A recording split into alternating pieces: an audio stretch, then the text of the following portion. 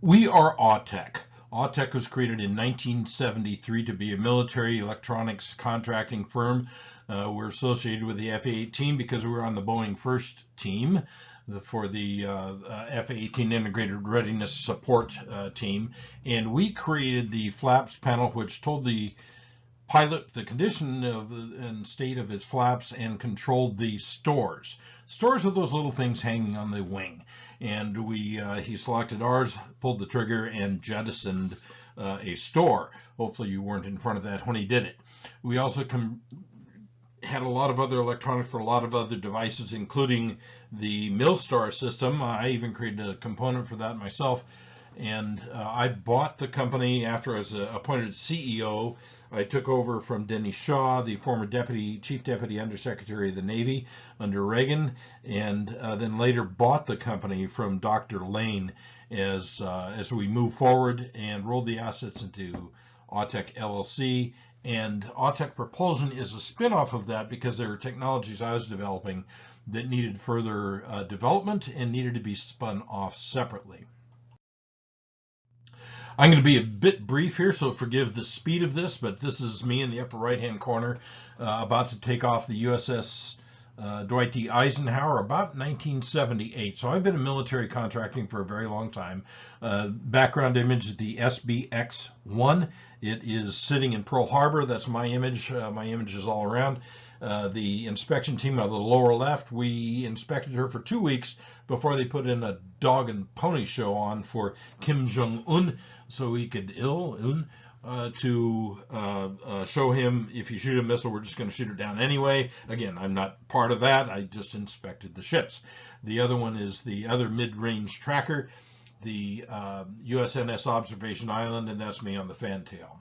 And that's been quite a ride. Good ships, and I can't talk about these ships. Thank you. This is our management team. Your main contact will be VP of Operations Sean Wagner on the left. Me on the right. Again, I was Professor of Science at San Diego State University 2005 to 2010. I was a chief scientist there and developed a lot of technologies, including studying and then developing fluid flow technologies. And it was there that some of that work was done that applied to a lot of things that we're doing today. So what's the need? Why are we here? I was invited to come to a local university, a different one, and visit and asked if I could help with their drone technology. They didn't know I was going to spot this. This is my picture on the right, and that shows two technologies that have got small improvements since they were invented more than 100 years ago each. Okay, so first, before we talk about Tesla's design for a radial field motor, let's talk about the Wright brothers' 1905 propeller. You can see it here, made of different material, of course, on the drone. It's well over 100 years old and needs to be massively improved, and that explains why it makes so much noise when you hear a drone. When they took this drone off, I was shocked at how much noise was made. Two reasons. Soon they'll be flying over your house delivering packages. It's going to sound like motorcycles going down your street, and Harleys in particular, and you don't want that. But number two, that means it's wasting energy. Sound is an energy wave in air. The fact that you can hear it like that means it's wasting energy. So that was one. Two was the motor technology itself. Let's take a look at that. Okay, here is the motor technology. Lower left is Tesla's motor. He built this in 1885. You can see the radial fields on it. Yes, it's a different kind of motor than the drone motor next to it, but it's got, in essence, the same kind of radial field, which is tremendously wasteful of energy and has a high rate of failure. If you're in a drone flying from place to place, the last thing you want, or at least one of the last things you want, is a motor to seize up. And these motors seize up with regularity.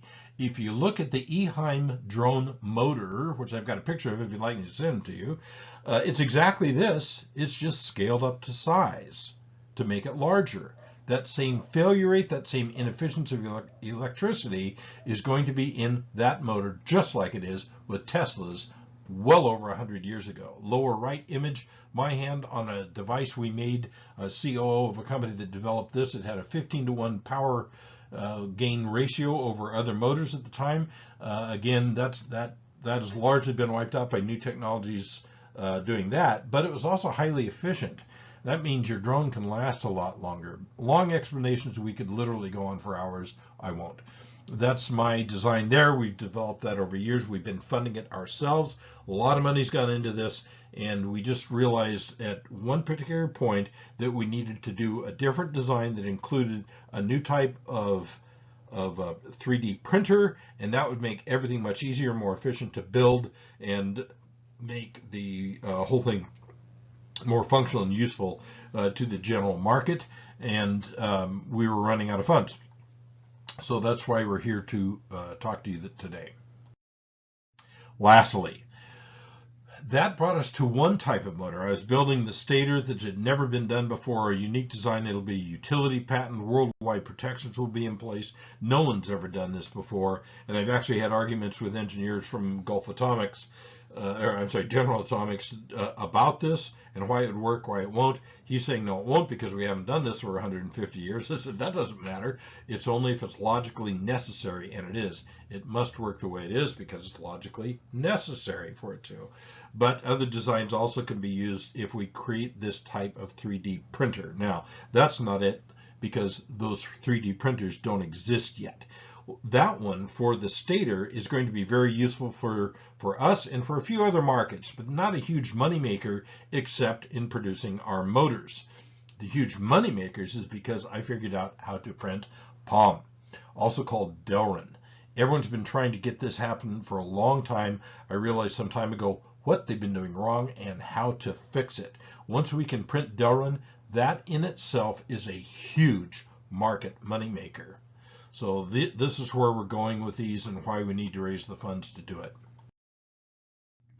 We're going to fill a market niche that right now can't be done. Human transport, yeah, they can lift people right now. They can't fly very far for very long. So they're very inefficient. That's one. Number two, the type of motor freezes. You really don't want that to happen. It's a negative transportation outcome. It'd be fatal in most cases. Okay, so you really don't want that to happen. So for safety reasons, they're going to need our motor. Military, law enforcement, fire, other industrial uses are all in the package that we want to do. We'll talk to that in a minute. Right now on the left is a military heavy lift drone. It's a helicopter without a pilot, right? On the right is what's currently considered heavy lift drone, can lift 40 to 60 pounds. That's considered heavy lift. That one is the type that they use right now to film sequences in movies and TV series. But that's considered heavy lift. It's nowhere near the heavy lift that they need. We can create that. Financing, round one, where we're at. $300,000 on a 2-year, 8% convertible note, 20% discount when we convert it, and a $20 million valuation cap at that point. We're not going to go over $20 million on that conversion. And then a $10,000 minimum. We're going to complete the work on the motor. We're going to test it in side-by-side flight test for DJI. DJI has already caught wind of it. DJI has already tried to take the technology, the investors in DJI, not DJI proper. And they want this technology for their company to keep it growing. And they have already talked to us about 9-figure investments in manufacturing once we get it proved. So we've got a high level of interest already in place. Don't know if we want to go that way. There's lots of other options available, including people in Mexico that have said, look, if you can prove this, then we'll take it to the government and get it funded for maquiladoras and such down here in Mexico. I'm in San Diego, so it's just over the border. I'm in Mexico quite a bit. It's very comfortable with that situation. Patent 2 types of 3D printers. One, again, that we need for the motor. The other has very broad, wide application, but it includes our winged drones. We can print almost the whole drone except the electronic parts, and then just mount those parts and fly it off. That means because of the toughness of this material, it can be lighter and more efficient. So round two will be $2 million, 2-year, 8% convertible note at a 10% discount, a $20,000 minimum buy-in on that one, and just complete and advance the work in all areas. Round three will be the Reg D 506C right now, so we'll be able to register that so it can be freely tradable in a couple of years, whatever the time is on that. And so that can be an exit strategy for you. Also, everyone else will convert at that time, and we'll do it at probably $5 a share, minimum 10,000 shares. So that's going to go way up. If you have the ability of funding at a higher level and are interested in do that, then call us. Let's talk about that. This is not rigid. It's what we're offering right now.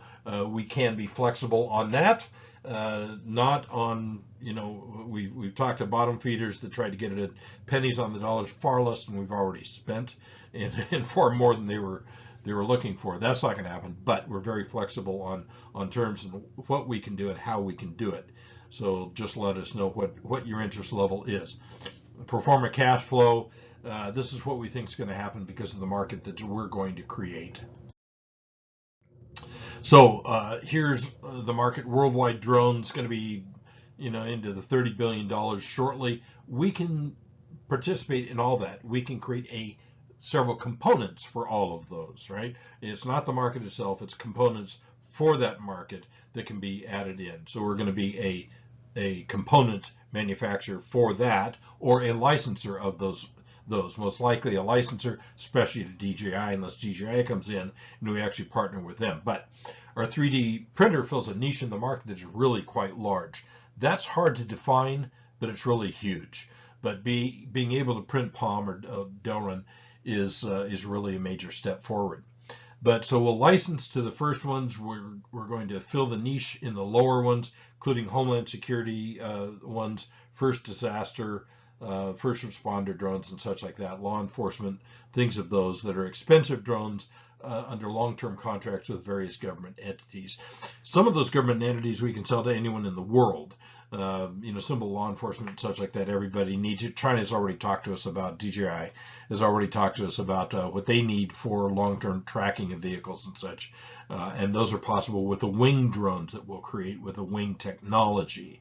Those will be another set of patents. So there's our market. Okay, the first 300,000 we're going to staff up, equipment up, G&A and overhead expenses, do the work on the printers, patent those, develop them, at least one to make our motors and such. That's necessary. We're going to do the patent work. We're going to hire engineers for the motor controller, which is a little bit different because of the unique stator that I've designed, and then prep for financial round 2. So exit, the new way of exit is simply basically do a quiet low-level IPO, make it public with the under the new rules and regulations. We can do another kind of IPO if that was of interest, if we can raise the money. If that comes together, not too interested in that, but anyways, sell the company, open for that. If the offer is good enough, glad to do that. Sell the first motor IP or sell the printer IPs. The printer IP is right now looking like the best way out. And valuations, I bought Mobileye before Intel got interested, and it got quite a bump. They added a $15 billion, and that's just a sensor. So market's really good right now for this type of technology. So please contact us anytime. Sean Wagner's probably your best contact for much of your conversations and such. If you want technology and want to talk for hours on that, then let me know. Glad to do that. But otherwise, here's our contact information. Please let us know how we can be of assistance.